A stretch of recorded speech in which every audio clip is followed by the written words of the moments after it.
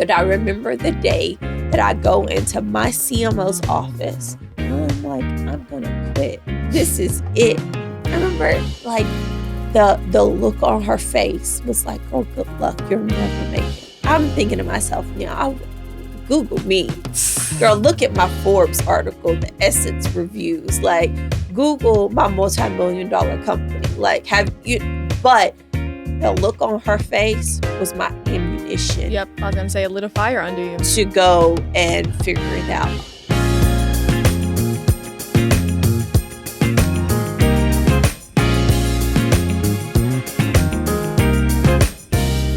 Hello, and thank you for tuning into another episode of the Minor Detail Podcast. Listen, I am your host, Kyla Ariel, and I am so grateful that you are here with us today. If you are listening, it's going to be an amazing conversation. If you are tuning in and watching, thank you so much for being here. Listen, today's guest, I feel like I can't even really introduce her. I feel like she almost has to introduce herself because she is a literal powerhouse.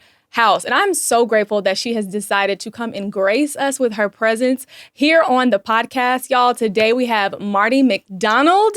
She is CEO and founder of Boss Women Media, which I'm sure you've heard of by now because she's not local, but she's global at this point, okay? Founder of lifestyle brand Elle Olivia, mother, wife, so many things. Podcast host, I'm sure author coming soon, right? We're going to speak that over you. We're going to speak that. Book deal. Yes, exactly. Book deal in the works. But no, seriously, I'm so thankful that you are here with us today. I feel like this will absolutely be a fruitful conversation, but it's one that I know whoever is listening and tuning in will walk away just feeling so different. Yes. Thank you for having me. Of course. Excited to be here with you guys. And listen, I apologize in advance for my sinus raspy voice. No worries. Listen, y'all, it's that time. In Texas, allergens are just the worst. Like, and where do they come from? I don't know. Like, it's just like dust mites in the ground that just rise up in March and say, I'm going to affect everybody. No, precisely. And it's so funny, too. I always tell people I never had allergies until like around COVID 2020. Yeah.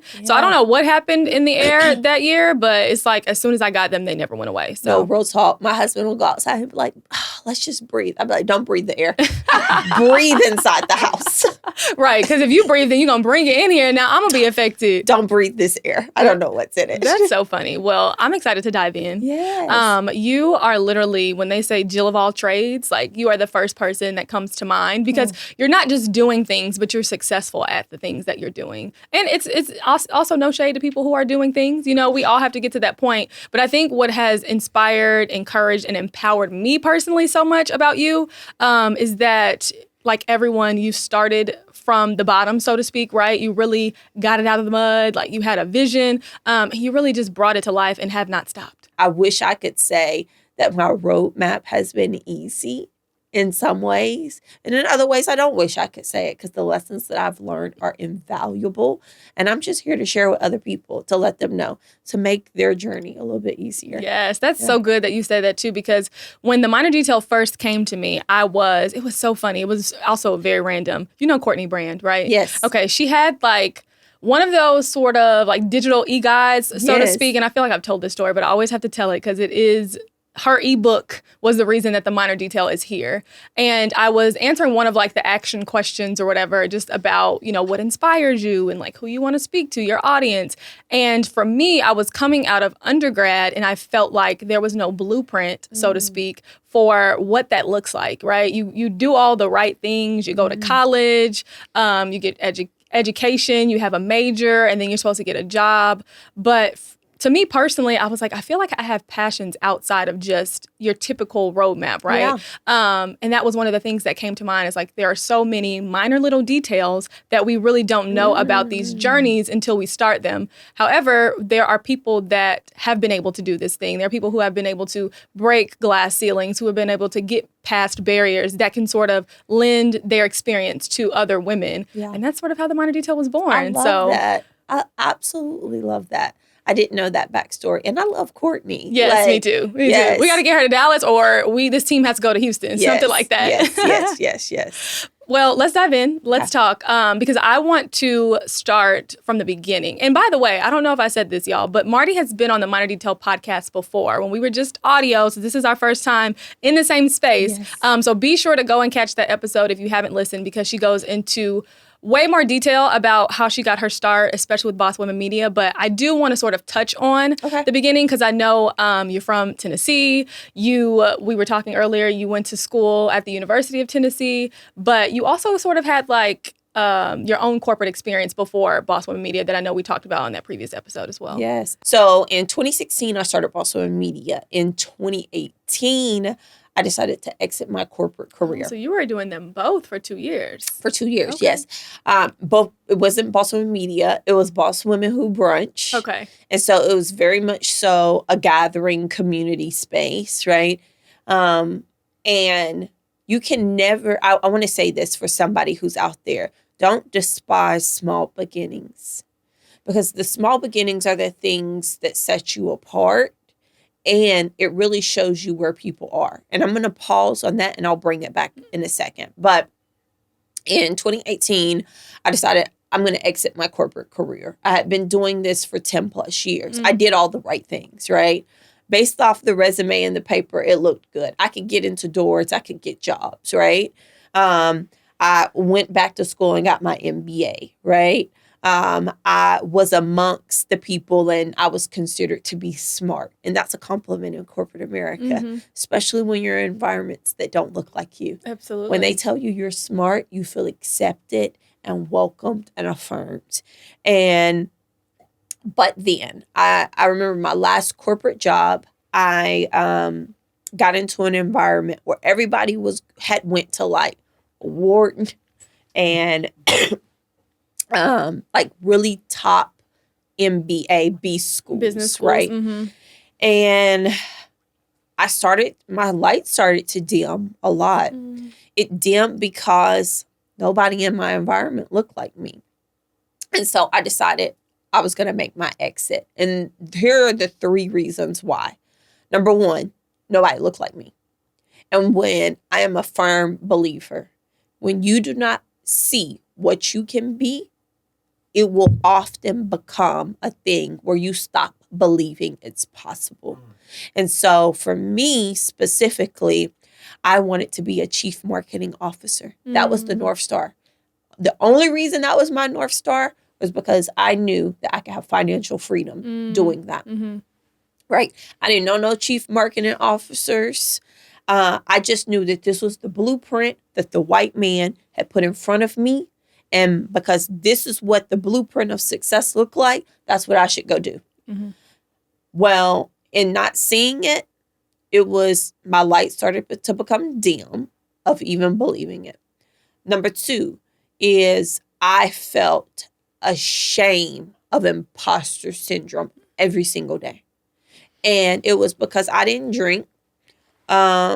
What's our fuzzy drink? Our fuzzy soda that all of our friends drink.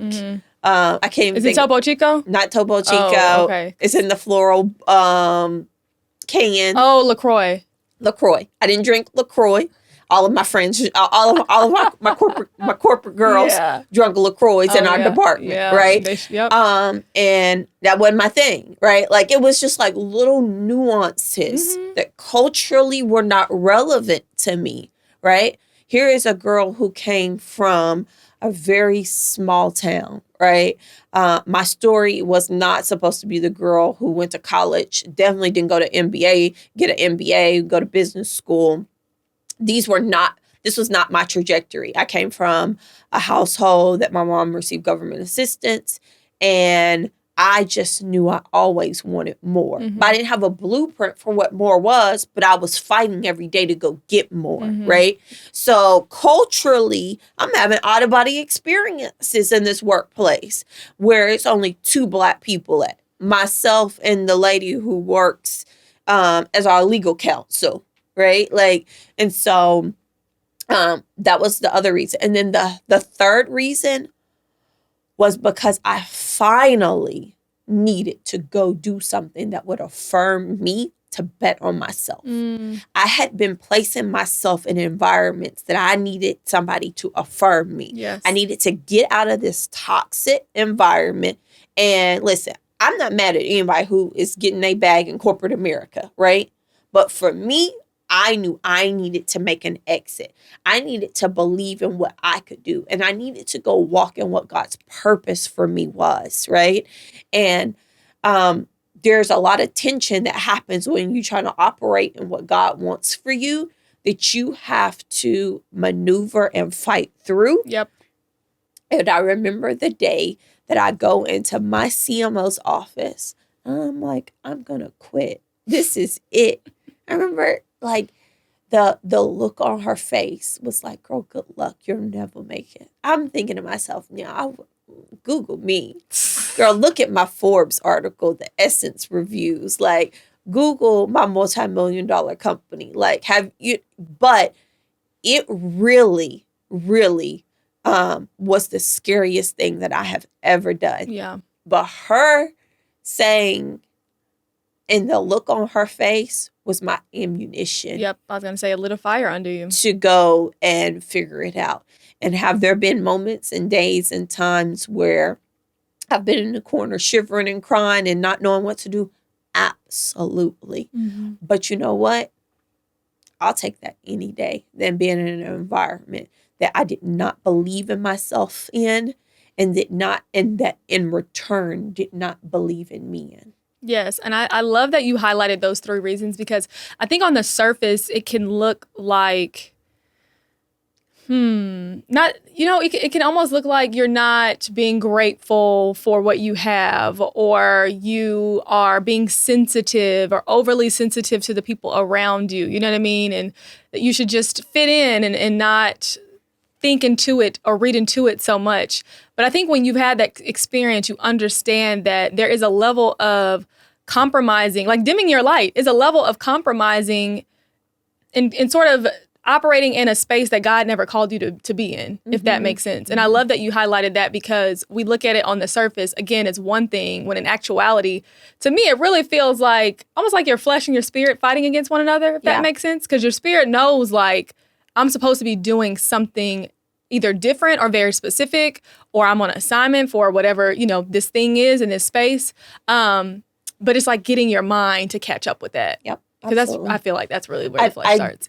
If we all believe from the space that God believed in us in, right? Like if we all took captive to those thoughts every single day, those thoughts that say, I'm going to give you exceedingly abundantly above all that you can think and ask, that you will prosper, that your cup does run over, right? Like if we could take captive of those thoughts from God, how much greater we would be. But instead, so often we take captive the thoughts of the world's thoughts of saying, you're really not good enough. You're really not smart enough. Oh, if you're a woman, you're not pretty enough, or you're not white enough, or you're not black enough, or whatever that may be. You didn't go to the right school. You didn't come from the right pedigree, right? And so instead, we allow those thoughts to take over our spirit, take over what God really says completely opposite for us. And so I think for me specifically, it's every day I take captive the thoughts of what God says about me. And then I ask God every day, then show up, show me who you are throughout my day. Let me see you throughout my day. Help me ensure I'm still on the right track throughout my day. Yes, I love that. And we're gonna dive into that a little bit later, I think, because I think that you make a really great point. But I will highlight there is what you said about essentially inviting God in, right? Because this is not, it's not my will be done, it's thy will, your will be done. And so opening that door, I think even you doing that so early on in the process is what also gives you the strength to make that decision. Because otherwise, you just operating in free will, your own will, and you're just doing what you want to do. Yes. And maybe even getting yourself in a space or a season where you were really not graced to be there. Yes. But when you're graced to be there, he gonna float you on, he gonna float you through, even through the struggles and the trials, right? It's not always guaranteed to be easy. But I love that you highlighted that, because we absolutely need to be inviting the Lord into everything we're doing. Yep. Every single thing. Well, I'm excited to talk specific to the season that you are in currently. Yeah. Because so much has changed since 2016 or 2018 when you left that role, right? We're in 2024. How would you describe the season of your life that you're currently in? I think the season that I'm currently in is a season where I know what God can do. I've attested to what his greatness is. I'm a living testimony to what God can do with a little bit of faith. I ain't even saying a lot of faith. A little bit of faith with a whole lot of determination, with a whole lot of gutsiness. So often people will say, what is your superpower? I think your superpower is that thing that you really do get from God that elevates you in ways that you could never do, right? And my superpower and the thing that has been my through line is being a true, unforgiving asker. I have no problem asking for what I want. And so often, especially women and especially Black women, we dim ourselves down very little to ask. And I just come from the mindset of, if you don't ask, you may not eat. So why not ask? And what is the worst that they can say from an ask? Because even if they say no, you've put it out there, and now someone has the information that you've shared with them in their back pocket. And so often, sometimes even in an ask and they say no, I will ask God, make my name stay on their heart. Like, allow my spirit to be with them, to shake them, because my ask will penetrate their soul in the way to do right by me. But you're God. going deep. You're going deep. But from God. But from God. Listen, man, that is powerful. And I think, number one, let's start with the superpower, because when people think superpowers, they're like, oh, I'm a great communicator, or I am very strategic, or I'm great with numbers, like very tactical skills. But I love that you highlighted something specific to not what you can do, but what makes you different or unique, right? It's a seed that was planted in you specifically.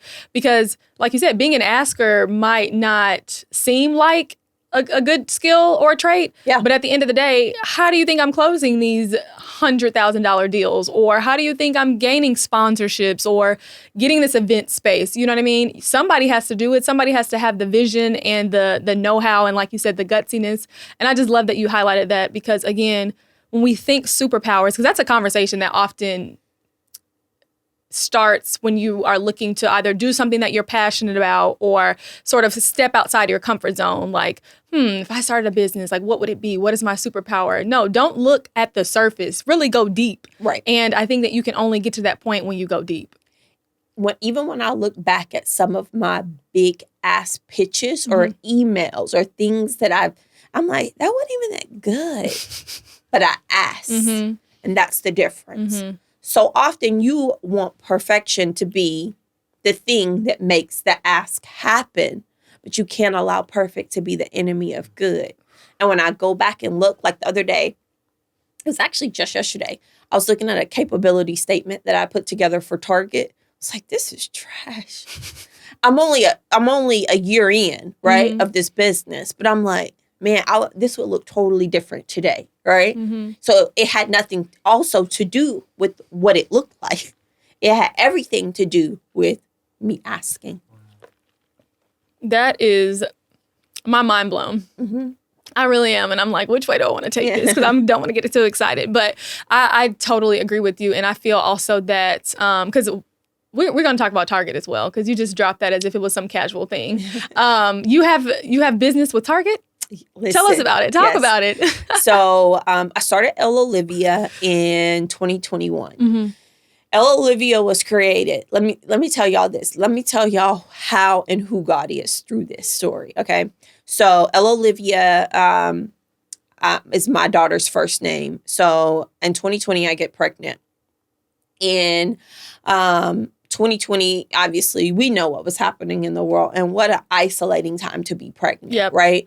But we did. We finally got pregnant. Me and my husband had been trying to get pregnant for some time. And it wasn't the right time. And when I was 20 weeks pregnant, I go to our ultrasound appointment, and I guess something wasn't shown right. So they were like, we're going to make you do it again at 24 weeks. 24 weeks, I go back to the ultrasound appointment, and they tell me, your daughter has congenital diaphragmatic hernia. And I'm like, what is that? And they were like, I couldn't even wrap my head around it. The day that I find out what it was, basically she explains it to me this way. She goes, her spleen, her liver, and her intestines are in her chest, and her lungs are not fully able to develop. There's a 50% chance that she will even live. And we have to change everything. We got to change your birth plan. Everything changed, right? That same day, I go home. I remember I had this call set up with iFund Women. And they were like, get on this call. We want to interview you for a potential grant.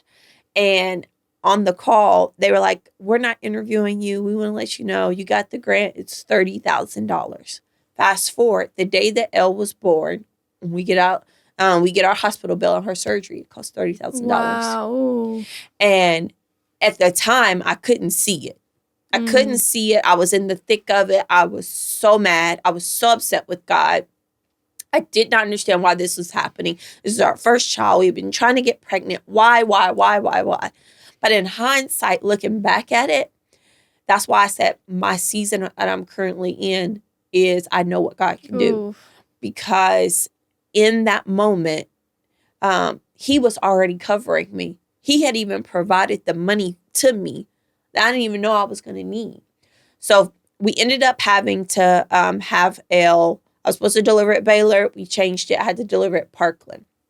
This is the same girl who comes from a household where we received government assistance. And the fact that I got out and I could say I could go deliver my child at a private hospital and we could have this experience to get placed back into the environment of the government assistance. And it's a county hospital. And they treated us such as, too.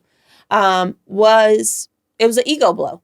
That's simply said. It was an ego blow more than anything, right? And so we had Elle. She was strong enough to have her surgery 3 days after she was born. And when we had the surgery, I found very quickly as a new mom that I was advocating for her life every single day. And then on the flip side of that, I did not see anybody who looked like me who was a doctor or who was a leader. Instead, I saw everybody who looked like me who was the janitor or a tech or the help. And I was so perplexed. I'm not gonna lie. It threw me. And I'm like, where are the people who look like me at? And why are they not in charge? And and I'm just like, and in that moment of me delivering this little girl who was fighting for her life, and there was something on this child that was so uniquely different, I said advocacy and representation are not synonymous, and I got to make sure as her mom that she knows how to advocate for herself, and she will never look in this world and think, I don't see myself to be a CMO. No. My child is going to know all the Black CMOs. She's going to be exposed to them. They're going to know her name. She's going to know them. Like we rewriting generational traumas very differently. Our story is not going to be like any story that and I was so on mission. I had no idea this was about to be a business. Like, I just knew what I was about to go do for her. Yes. And fast forward, about 8 months later, I go to sleep and I get some rest and I can finally think. My brain doesn't feel like a fog. And I walk into Target I'm not even going to lie. And I had an out-of-body experience come over me. I was going to say, is this a dream or... No, this is real. So you have a vision. I go into Target. Literally, I go to the toddler section. And I get chills over my body. Ooh, yes, and Lord. I'm like, there's something I'm supposed to create here. And it looks like, and I could see this girl, and I could see this brand, and it was bright and colorful, and it had stars and hearts and stripes, and it was really, and I remember videotaping myself saying, I don't know what just happened. Yeah. It just felt really, really like a strong presence. It was a vision, and it was a mission. For sure. That I could not shake. I called my creative director. I'm like, hey, I got this idea. And she sends, I'm like, just send me a first iteration.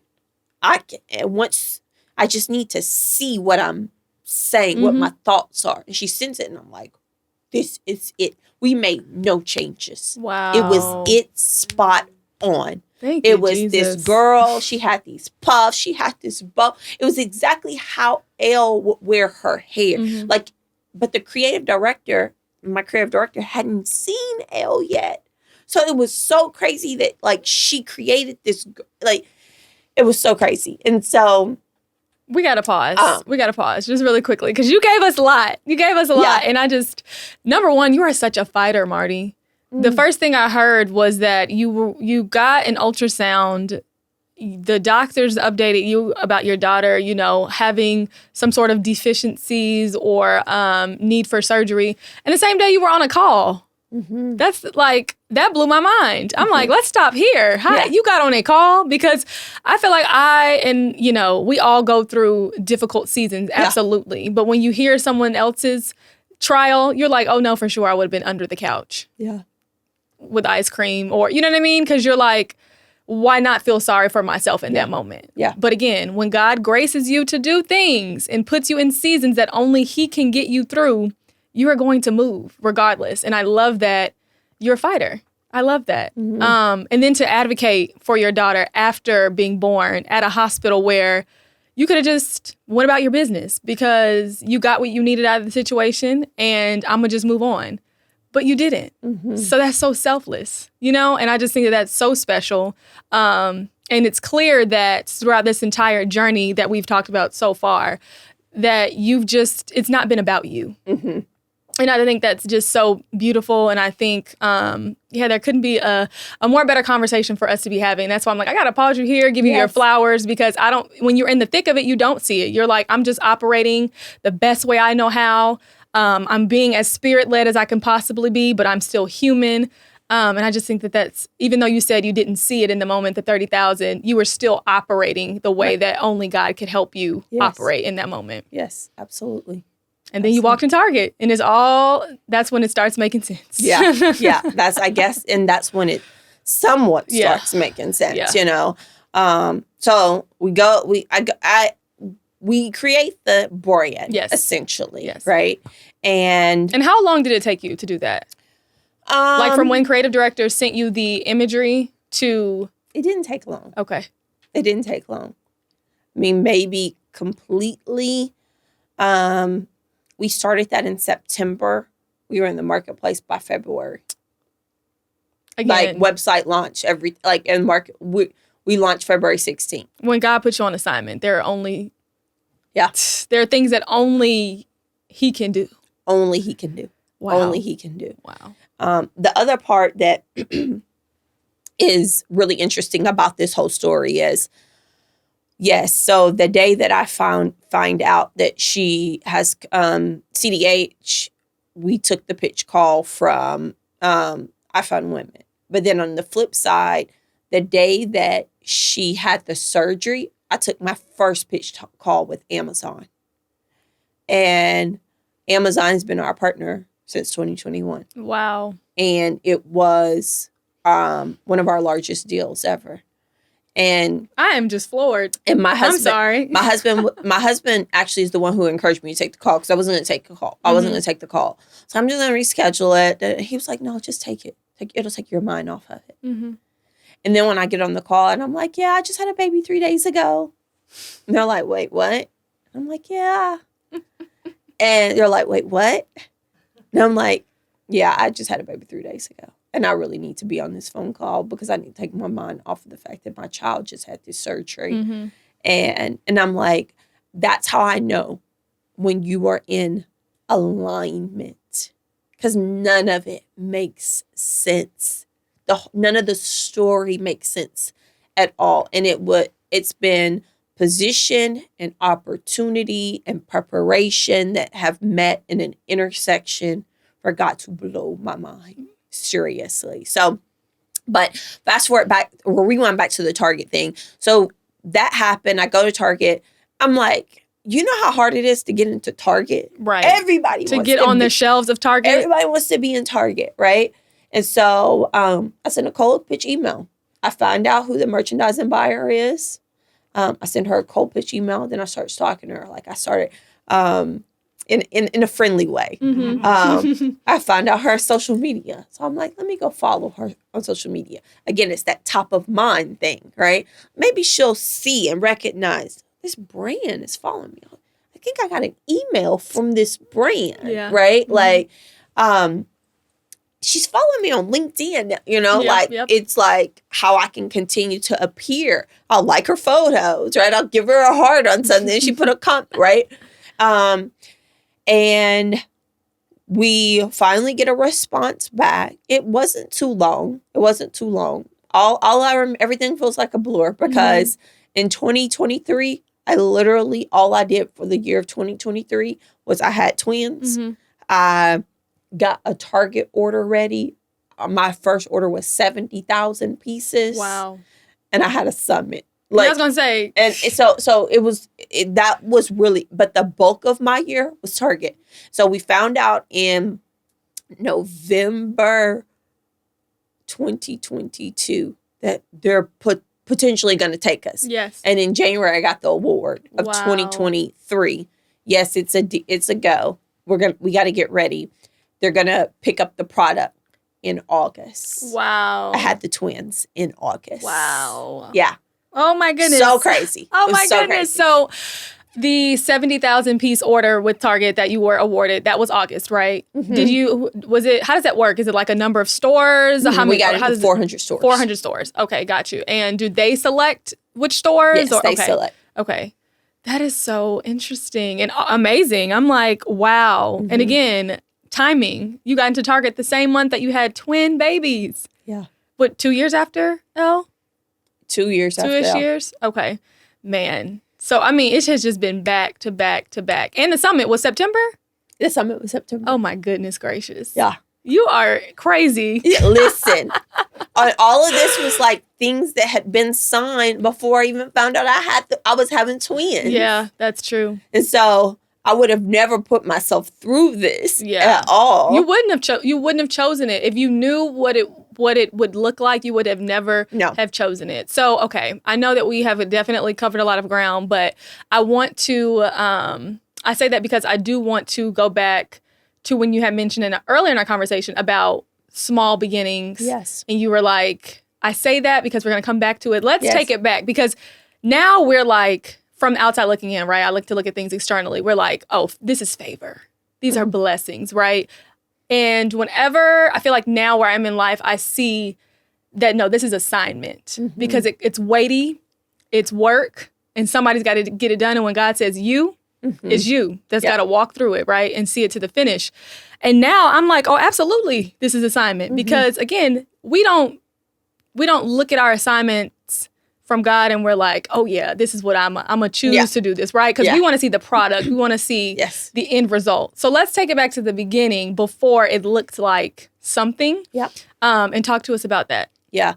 I remember when I first started Boss and I had 25 people in a room and I just was like, oh, I need more people. Where are the people? Like, I can't wait till we're so big. And now, fast forward, when I did my summit, in September when we had 2,000 women, I was like... and I mean, it was 2,000 women because I was there. So I can... This is not a lie. I was in the building all 3 days. 3 days? 2? 3. Yeah, Friday. Yeah. Yeah. 2. No, 2.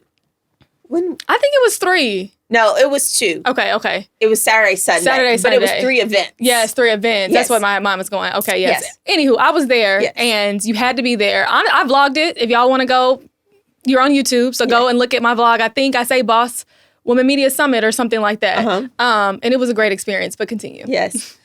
Well, I say all that to say, now I'm like, and it was incredible, and the energy was great, right?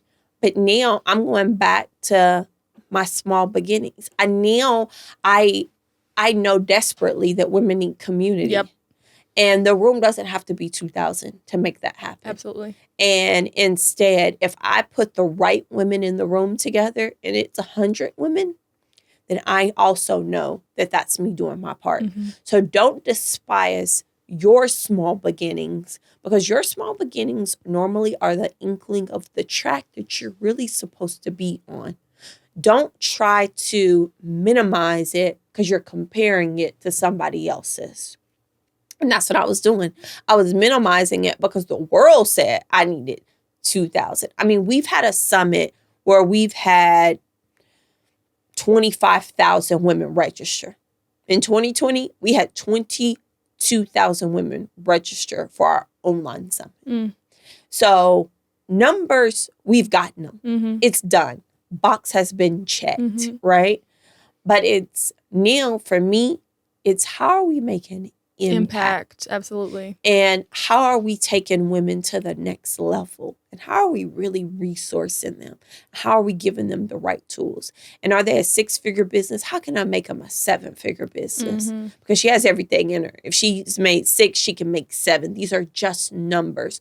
And this is just a mindset, right? And so that's really what I'm focused on now. I have one last assignment with Boss Women Media.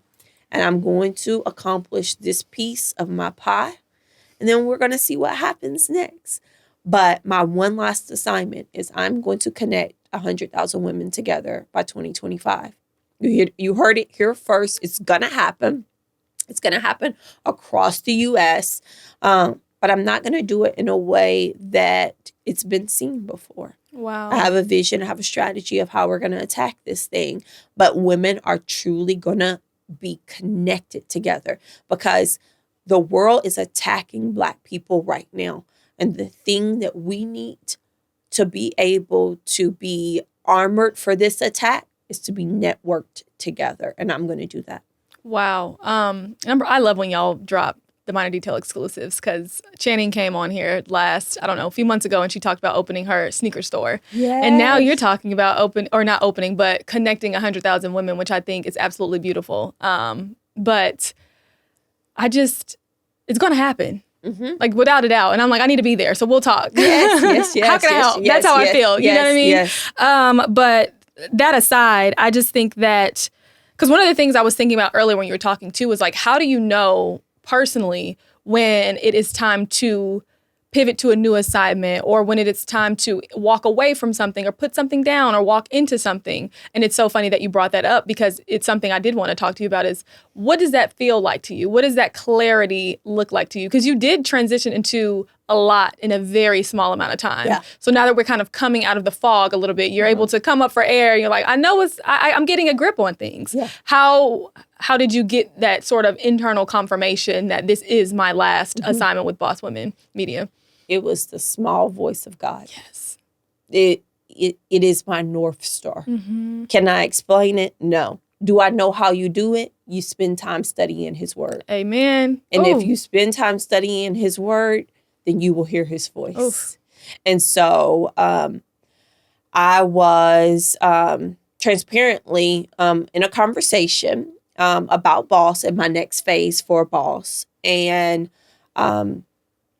something really came over me in terms of why I was experiencing wanting to make some exits through Boss in some ways. And it was because you've done it alone. And you need to go and find the community to do it collectively. It was like, it was really more so about burnout. And we all are facing burnout, and entrepreneurial fatigue is a real thing right now. Yep. But the way that we're going to be able to attack it is through each other. Yep. We're going to be able to collectively do it together with like-minded individuals. And so it was me really remembering what the basics was, right? And the basics was us gathering together and really whispering in a corner, do you want more? Because I want more, right? And what do you want to be when you grow up, right? And I want to be this when I grow up, right? And that's what women need right now. They need to know that they can still be what they want to be when they grow up. Yeah. And you don't have those conversations by yourself. You have them with the right community. That's good. I mean, so good. I'm excited for you. I can't wait. Now I'm like, 2025, where are you? Yes. Where you? I know we're just starting out, but I'm excited. I can't wait to see, all that this transitions to, because I think another area that we've sort of spoken about today, and even what you just mentioned about kind of having that reassurance and going through things like burnout and entrepreneurial fatigue, those are kind of like valleys, right? It's like overcoming giants that sort of slow you down in the process or cause the vision to feel a little less clear. And that's something that I know you mentioned in the beginning, where you're like, I wish I could say this journey has been rainbows and butterflies, but it hasn't, right? We all see highlight reels all day long. That is the world we live in virtually. And if we don't pull ourselves out of it, then we are convinced that things are supposed to be easy. We're convinced that our walk, our journey, the way we execute the vision that God has given us is supposed to be easy. And something you said when we were talking before we filmed is that you're like, favor doesn't always mean easy. And when you said that, it really shook me, because I remember getting started with the podcast and being like, God, this is hard. Like, I know you gave me this vision, you gave me this promise, this idea, but it's taking some work. It's not, every door isn't opening as seamlessly as I thought it would. So that's something I wanted to talk to you about too, is like overcoming giants and what that looks like. Because I think, again, we look at people, we look at their highlight reels, we see their success, and we're like, oh, they must have had it so easy. Yes. No. Yes. So what are common, I don't even want to say common, for you in your own journey, what have been some of those giants that you've either had to learn how to overcome, you're still in the process of overcoming them? What does that look like specifically? For me, my biggest giant is I want to be in control. And for someone who is type A and I want to get it done, and I'm an executor and a visionary at the same time. At the same time, yeah. That can be really difficult, right? When you need the miraculous work of God to be in place, right? Like, you can't be in control of everything. So that's been really my biggest lesson. Yeah. How do I pull back? And the way that I have started to pull back is to understand that there is a command from God, and it's called rest. And you think, and specifically if you are a go-getter entrepreneur that's hungry like me, rest is an oxymoron to success. But in actuality, rest allows you to tell God that I trust you. Yes. And you can go and do what you need to do while I wait on you. And so for me, it's in the valleys that I've experienced. How do I come up from air and not say, all right, let me run again? And instead, let me say, let me rest and reflect on what I've just experienced. And I am a human being. And then let me be for just a moment.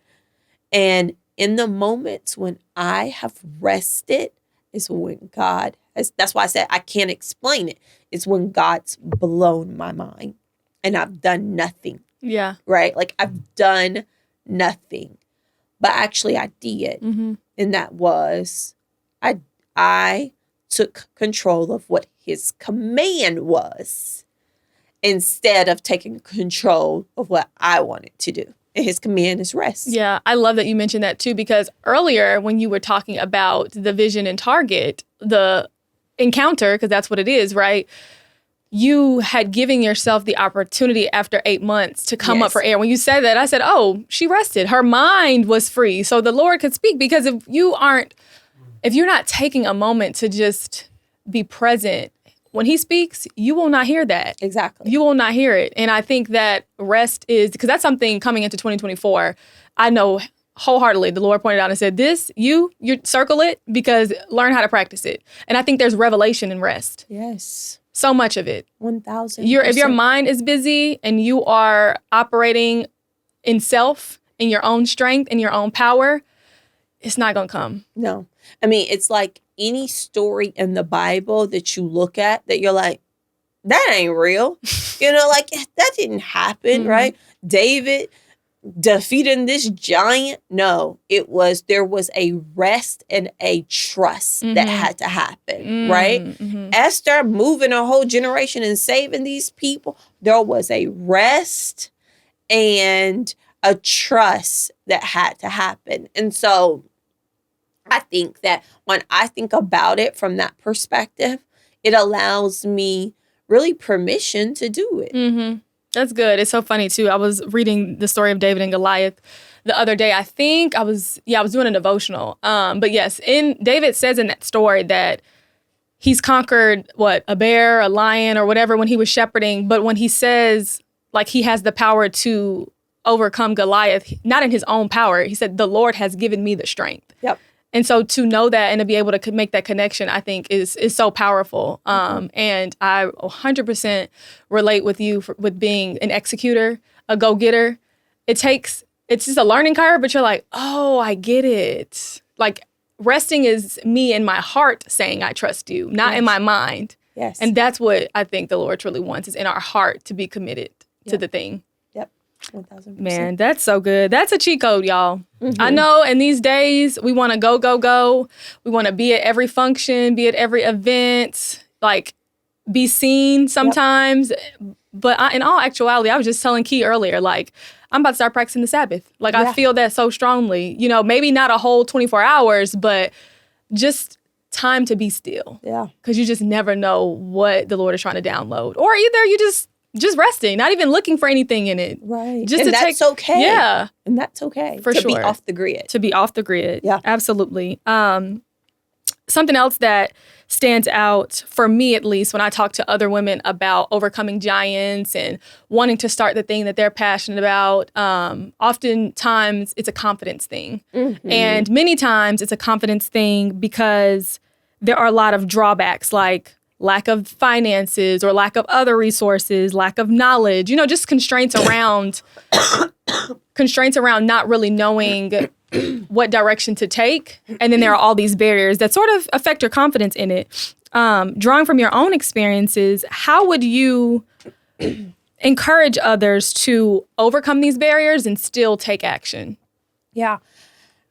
When I left my corporate gig, I actually went and done some work at my church. And I needed to do this work at my church because it flexed my confidence muscle. That's so good. Instead of me being in these environments that did not appreciate my skills, I went to an environment that I was overqualified for, right? That I could show them what I had and I could impact in a way that built my confidence to show me what I really could do. And for anybody who is experiencing the emotions of being accepted into these environments, I would encourage you. Go get yourself in an environment. So maybe you got to keep your 9 to 5, but find yourself a volunteer role, find yourself an outside gig, a side hustle that really allows you to flex that muscle of confidence. Because then when you, I would be a force in corporate America now. Or you couldn't tell me nothing at all. I love it. You couldn't tell me that I wasn't good enough. Girl, no, you're not good enough. What are you talking about? Because now I truly, truly do know that my good enough never was going to come from you telling me. It was from me believing and knowing and walking in it. And that's the only reason why someone is successful and someone who isn't. That's it. For sure. It's not that they don't have the right money, because these are just numbers. They're just numbers. It's not that they don't know the right people, because you can find the right people. It's because you don't really believe it. And when I did that, that was the absolute best thing that could have ever happened for my business. I love that. And I want to highlight and be sure that y'all caught this, because again, there's so many misconceptions, I think, in the way that we register things and perceive things and interpret things. When you leave a job and go somewhere where you know you are overqualified, that is humility, because you didn't go in there like, I'm too good for this, so I'm going to just be here for a little bit. You know, like, I'm going to just be here for 6 months and then I'm going to figure it out. No, you went knowing that this is the next part of your assignment, and God, however long I'm supposed to be here, I'm going to be here, right? But I wanted to highlight humility, because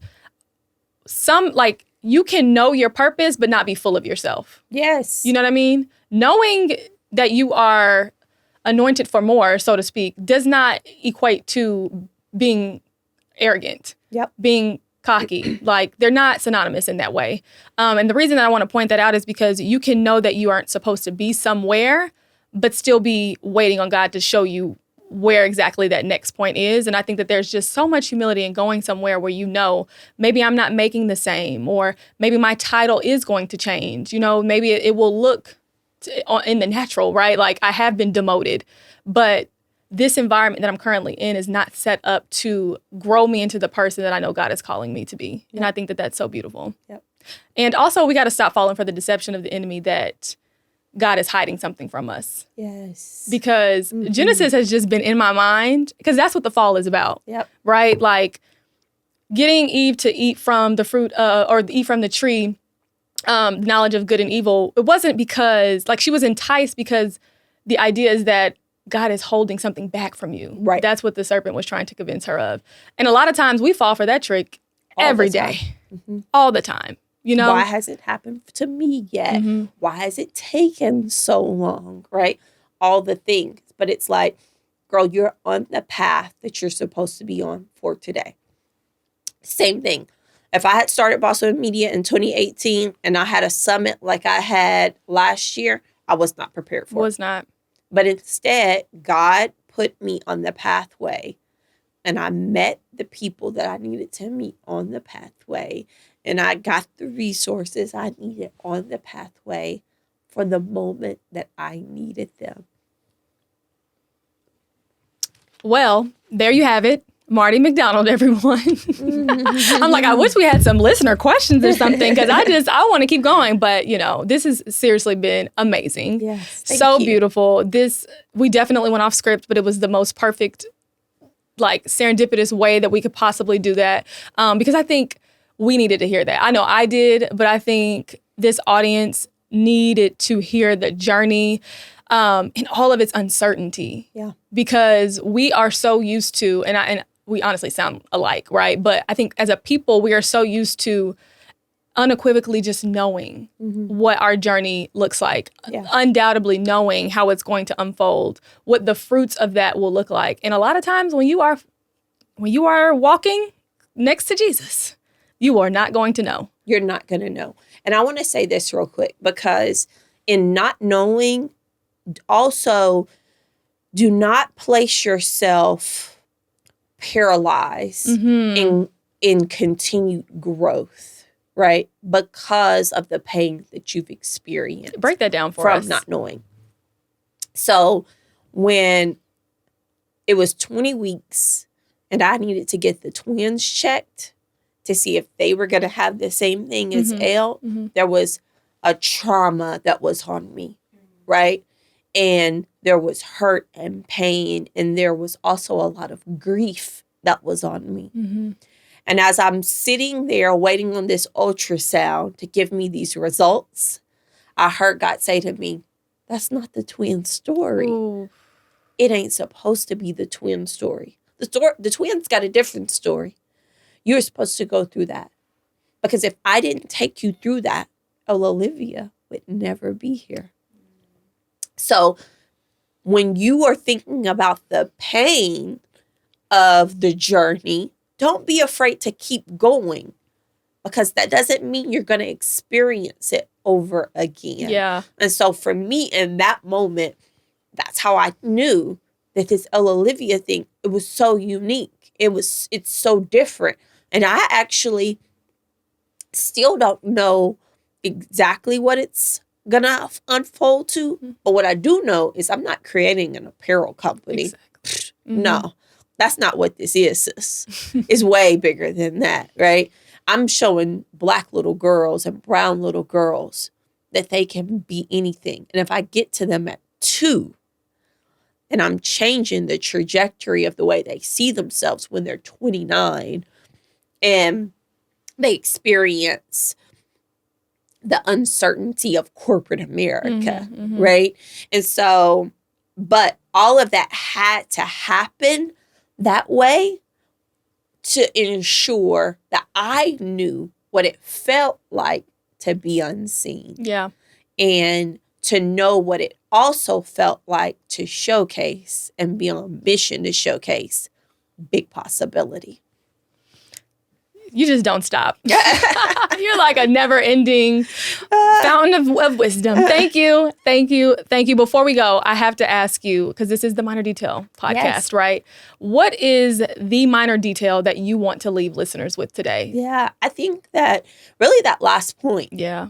Do not get weary in good doing. Like, don't get weary, sis. Like, find your rest, but put your armor back on and keep going.